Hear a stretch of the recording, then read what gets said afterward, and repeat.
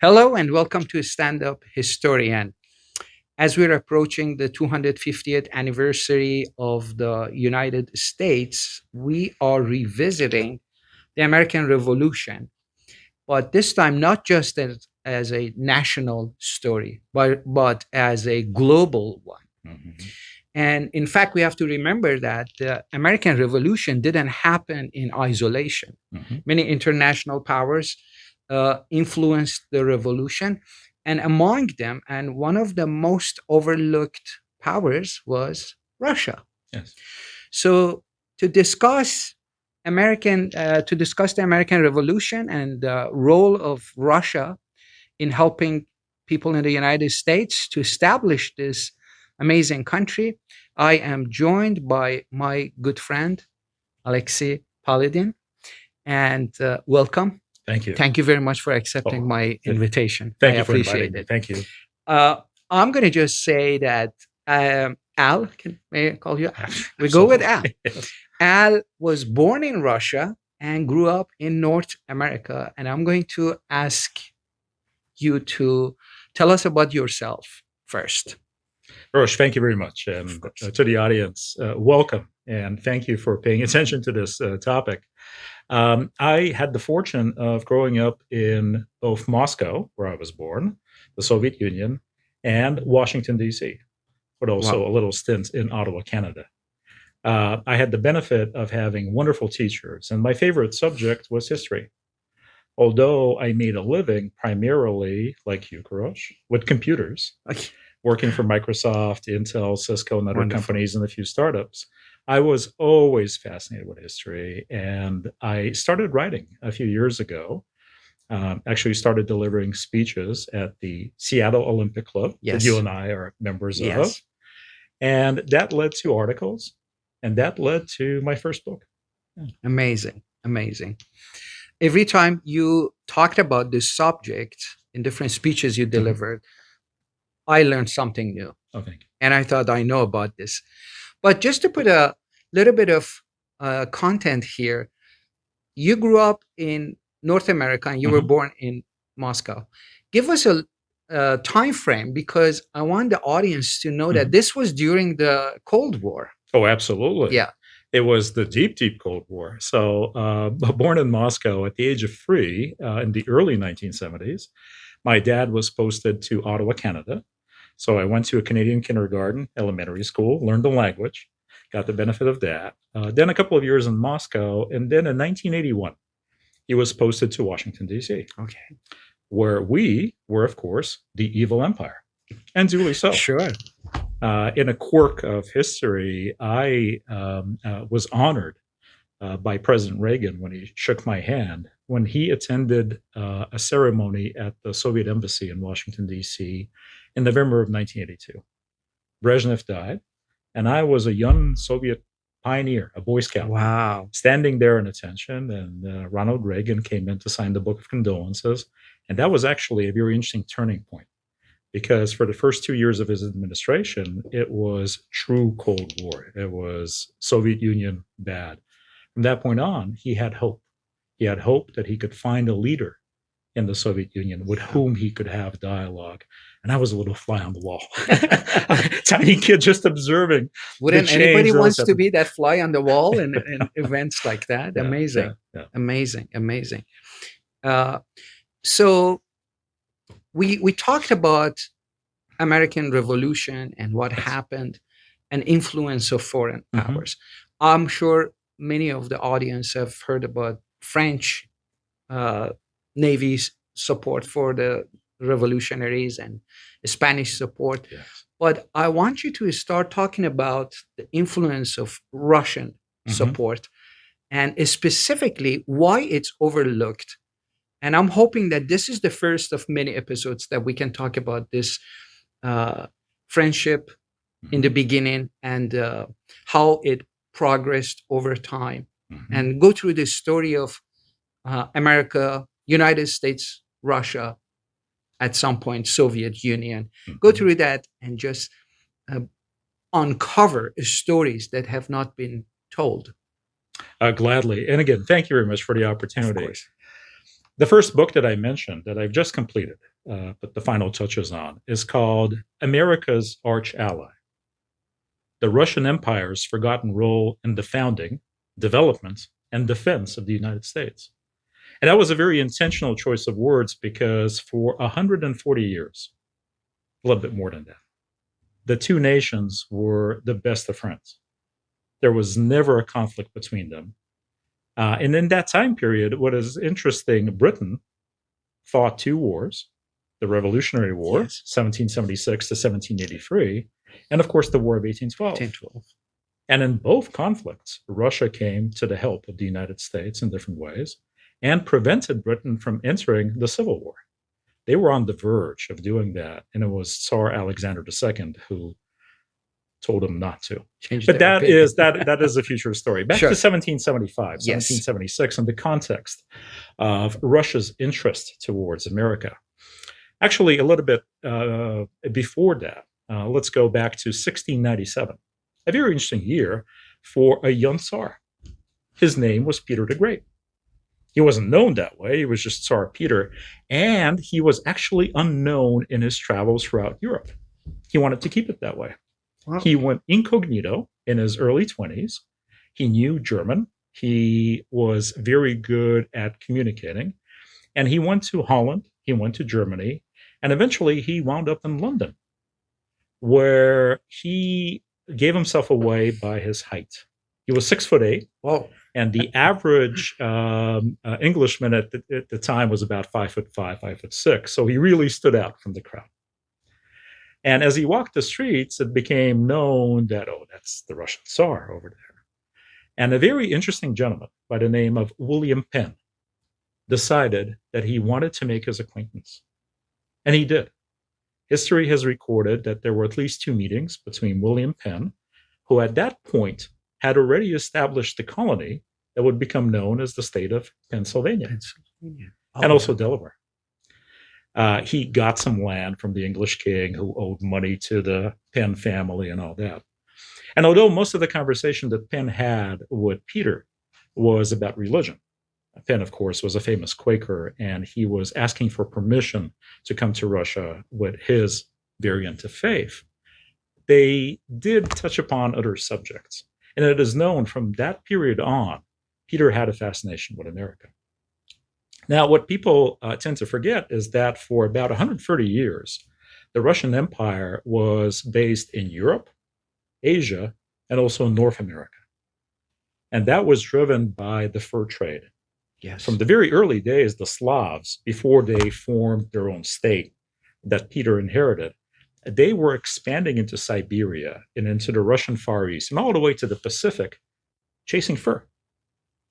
Back in the early 17th century, there was a report of 2 fox pelts that were stolen. The value of those fox pelts was such that a person with the money that he could gain from selling those in the European market could buy 50 acres of land, Wow. a house, 5 horses, 10 cows, and 20 sheep, and make a very decent living for themselves. So as the fur trade expanded, they reached the shores, and Peter was the one who said to Vitus Bering, go beyond the shores. Look if our continent, Asia, is connected to what is known as America. And of course, Bering went in the Bering Strait, and Bering's expedition in 1741 was the first to establish contact with the Aleutians in Alaska and claim that land for Russia. But from then on, certain things happened both on the Pacific coast of the United States, but also on the East Coast with the colonies, the Pennsylvanias, the Delawares, the Virginias, Maryland, and other colonies. They started to trade with Russia. The very first American ship, and there's significance to this because the British actually tried to own the business. They would purchase from the colonies, and then they would sell to Europeans. They would actually ban the colonies to deal directly. But the first American ship that evaded the British colony and arrived in St. Petersburg came in 1763. Before that, the Russians would buy from the colonies. And it was actually Peter who influenced things because he developed an addiction to tobacco. He started smoking when he reached Interesting. London. Yeah. And when he came back to St. Petersburg, in an interesting quirk, he said, amongst other things, we must westernize as a nation. And one of the Western traits that I've seen in my travels is tobacco smoking. So he influenced actually the court around him and the nobility and such. And where do you get tobacco? Of course, Virginia and Maryland. Virginia. Yeah. And that started then. So fast forward to 1775. Catherine the Great, who was married in to the Romanov dynasty, a princess that came actually from Germany, but who adopted the language and the culture and became one of the greatest rulers of Russia that Russia has ever known. By the time that the conflict started between King George and the colonies, she had already known about America. She knew about the trade. She knew about the East Coast. She knew about the West Coast because the Russians were establishing themselves in Alaska. And she was just a very curious person. She would read a great deal. She would exchange letters with prominent figures of the time. She had an ongoing exchange of letters with Voltaire and others in Europe. And when news came that there was a disturbance in 1775, she privately, but the records remain, predicted that even in my time, we shall see that the colonies will go free. And she added Wow. that would be a good thing. Although, of course, she was a monarch and she was building her own empire, yet she had a very particular point of view. And where did that point of Yes. view come from? That was influenced by actually King George and the relationship that he and his court had with Catherine. It's a fact that they had bribed her when she was a poor princess. They gave her a loan, and with the loan came influence.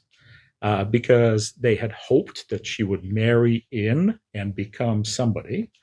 But when the time actually came, when King George in 1775 and 1776 came to Catherine and asked Sister Kitty, as he called her, for help with the colonies, she rebuffed him and refused them. Wow. And the British were very disappointed and surprised that she would do that.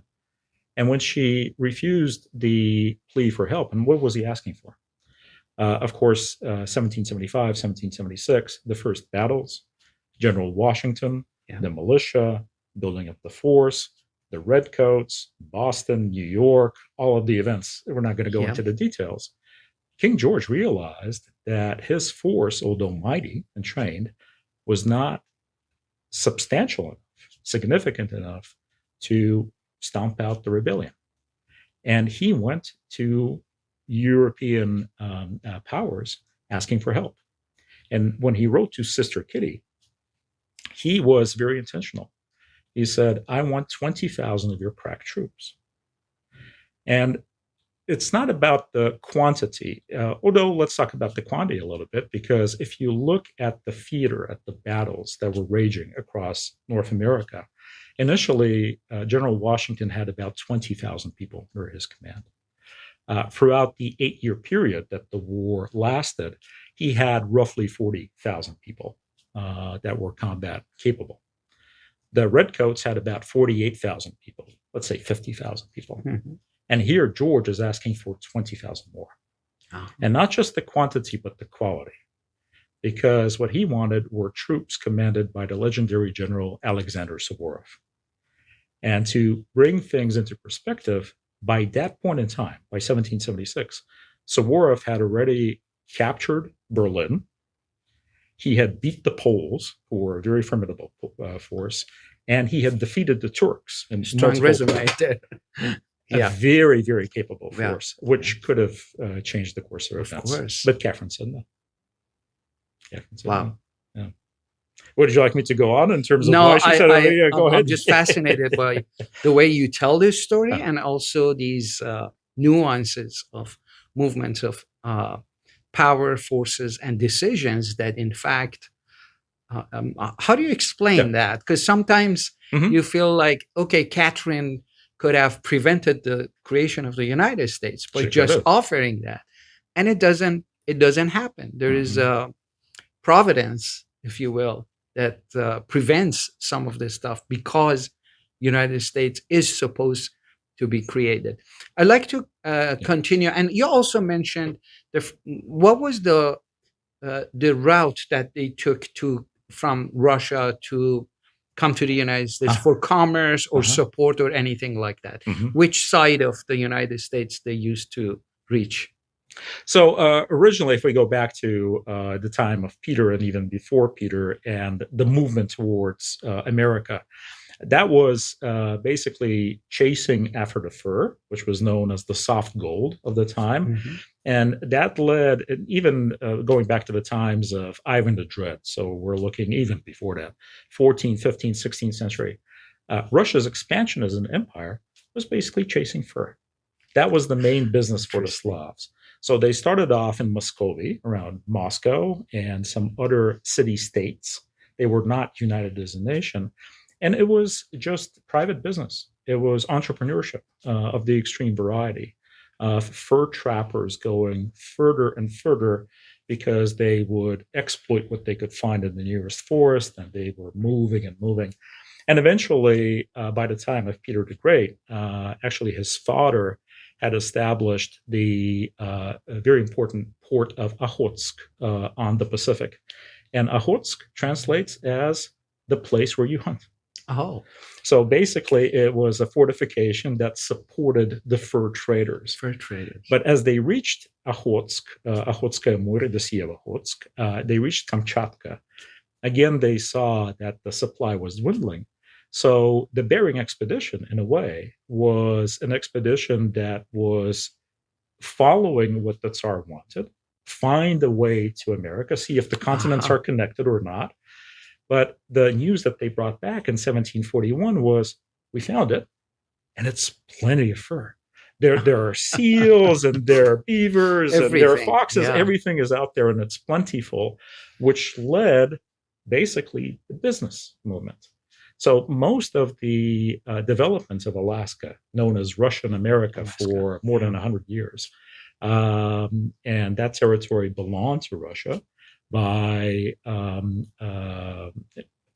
the reasoning was the first to discover and then first to develop. It was driven by the fur trade, By by the the fur fur trade. business. Yeah. Yeah. Uh, Business, trade, and merchants always play the role of pioneers in their own way. So you mentioned Catherine the Great, Yes. and she just rebuffed George and said, "No, I'm not going to give you any extra forces." In what other ways she helped the revolution in the United States, direct or indirectly? A number, but a little bit back to the rebuttal of how she did it. Hmm. It was fascinating because 1775, 1776, it's just an exchange of letters. And in a polite way, she says, "No, I cannot." And she justifies it to him. She says, "It would be improper for me to send a force halfway around the world without my direct form of communication or With influence them. over that force, to give it to somebody else to fight a battle which is not supported by any other European power." She made it a point to him. It's yours. It's wrong. I'm not supporting it. And since I can't supervise it, of course, before the internet or Of telegraph or course. anything else, right? News from the United States to Russia sometimes would travel for months, Of right? course. One way, just because of the circumstance of things. That was her first initial rebuttal. But King George did not give up. He actually sent an emissary to St. Petersburg with a noble title, and as it was written, with a very significant budget and with basically a carte blanche. And the British decided to go and do what they had done with the young princess, basically bribe her, Right. but on a bigger scale. This time around 1778, the bribe was the island of Minorca in the Mediterranean. King George said, "Well, you're expanding. You have the Turks and you have others, you have interests. Take the island, build a fortification, project your naval power Um, here. Because, by the way, he was interested not only in the land force with General Suvorov, he was also familiar with the success of Commander Ushakov, who had also beat the yeah, Turks on sea, yeah. in naval battles. He was asking for ships as well. And she said no. The emissary would not give up. And in 1779, he upped the ante. And this time, it was not a plea for force. They clearly understood that she would not give soldiers or the Navy. It was just to influence France and Spain Uh-huh. to block their efforts to help the revolutionaries. If only she would exert that influence, they offered her a sugar island known as Jamaica. Jamaica, yeah. And she said no again. She said it would be improper. And she put it in words along the lines of the bride is too beautiful. I must be deceived. Too good to be true. Too good to be true. And of course, she spoke Yes, French and she yes, of used course. diplomatic language. It's interesting who was actually influencing her decision making and why she was making those decisions. Her closest confidant was Ukrainian born. His name was Count Bizbaruska. And he was part of a committee that she had formed in terms of a strategic vision. What is the opportunity for Russia and the Yeah. United States? And in about 1778, 1779, they came back with the conclusion that the British loss of their colonies will actually be beneficial for the Russian Empire. Uh-huh. Direct trade and direct opportunities to not only purchase from the Americans, but also to sell to them. But to answer your question in terms of the benefits, not only not giving a military force, but also continuing to trade. And that gave hope to the Continental Congress and, of course, to Americans who were running a private business. Because part of what Britain was doing was not only sending the redcoats to fight General Washington on battlefields, but they were running a blockade. Of A course. blockade in the Atlantic. Yeah. They were trying to starve the colonies. Mm-hmm. And Catherine said, no, we'll find a way. And eventually in 1780, so commerce sort of flowed back and forth. In 1780, she came up with an initiative to help settle the war, settle the conflict. She was actually proposing for a bilateral meeting with her representing the neutral side in Vienna so that King George could send his emissaries and, of course, the Continental Congress, and they could sit down. That was rejected by Britain. And then a little bit later, in about 1781, she came up with an initiative saying, okay, if we can't settle this and we want to continue to trade, how do we help things? She created the League of Armed Neutrality. Okay. That was actually based on the principle that the Continental Congress, through John Adams, proclaimed neutral ships, neutral goods. There may be a conflict, maybe war, but nobody should stop the flow of trade. She picked up on that and she got a number of other monarchs. The Danish crown, the Prussians joined the two kingdoms of Sicily. Back in the day, they were part of this coalition, a very formidable force to oppose King George and his blockade. And of course, at that point in time, France and Spain were already with the United States. So King George found himself and his fleet and also his pirates. By the way, the English pirates were Yes. raiding the Spanish and they were also going after the French. They suddenly were facing a multi-nation coalition led by the mighty Russian Navy at the time, who said, commerce shall flow. And if you interfere, we have the ships to support the merchants. When that happened, Ambassador John Adams was in Paris, and he wrote back to D.C. Oh, excuse me, not D.C. D.C. doesn't exist. Yeah. He wrote back to Philadelphia Mhm. to the Continental Congress. He wrote back saying, Catherine's act with the proclamation of the League of Armed Neutrality is as significant as a declaration of war. Wow. George Washington remarked at the time, speaking to Lafayette, that this is so significant, and went on to say that this is changing the mood in London. And that's what really happened because King George and Parliament, having learned of the League of Armed Neutrality, they started seeing things through a different perspective that nobody in the world would help them. Catherine was ready with her Yeah. allies to actually fight them on the seas. He was starting to lose battle on the ground. And eventually, till between 1780 and 1783, the war started turning and, of course, came to a conclusion Yeah. with the Paris Peace Treaty. Paris Peace Treaty and So basically, Cornwall. refusing to send a force, continuing to trade with the Americans, trying to broker peace, and then creating a neutral but ready force to Force. intervene in this conflict on the high seas. Sort of like a peacekeeping Mm-hmm. force to open the commerce routes. So this is very fascinating. I want to move a little bit towards Catherine. Yes. Tell us about Catherine, because Uh-huh. it sounds like she was an amazing empress. And how long did she rule in Russia? Mm-hmm. And a little bit more about Catherine, because it seems like this was the timing is amazing for the United States Mm-hmm. to have Catherine Mm-hmm. in Russia. Tell us more about Catherine. It's one of those happy occasions, a happenstance. Yeah. She was from a very poor German family, from one of the provinces of Germany. Um, uh, she did not have a significant fortune, yet she was of a noble family, and she married into the Romanov What? dynasty. If memory serves me right, Karosh, and we can double check, I believe it was Peter III who was her husband. It was not a good marriage. There were conflicts between them. There's still some controversy on how he passed away, Oh, but he I did. see. Yes.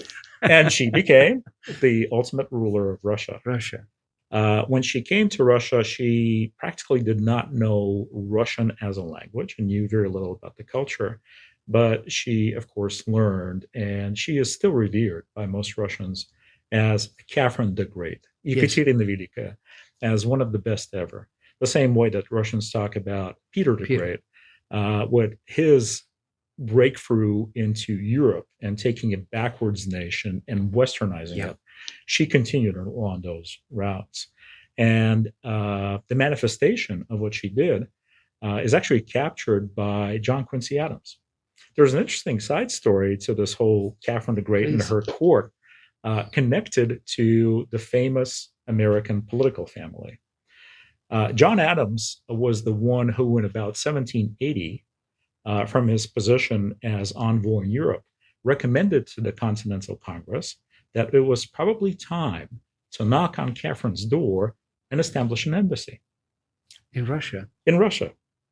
Because, of course, the Continental Congress and the founding fathers knew what Catherine had been doing for 4 or 5 years at that point in time. And they thought, well, let's have somebody in St. Petersburg. Let us be more active and proactive and influence things and such. The Continental Congress approved, and Alexander Hamilton was actually considered as the first envoy to go to St. Petersburg. George Washington had other plans for him, and we know the course of history. So Francis Dana was chosen. He was one of the prominent figures in the revolution. Dana had a problem. He did not speak French. Speak French. And that was the language at the court. So John Adams meets with Francis Dana in Amsterdam, where Adams was based at the time. And Dana is complaining to him, says, I know I'm on my way, but I don't know how to communicate. And Adams looks at him and says, Johnny's going to go with you. John Quincy Adams was not even 14 years old at the time. Wow. But he was a bright young man. He had mastered the language. He had mastered European history. On his long road to St. Petersburg, he visited many capitals in Europe. And he actually took Voltaire's History of Peter the Great, 2 volumes. He read it all in preparation to see the capital. Yeah. And when he arrived in St. Petersburg, he marveled at its magnificence, because Catherine took something that Peter started to build, and she continued to develop the city that represented the nation and the nation itself. Um, John Quincy Adams was there for about a year. He then left. He wrote a great deal back home, informing his father, who would become the second president of the United Yes. States. Mhm. So when John Adams assumed office, he knew from his son a lot about Russia and Russian politics.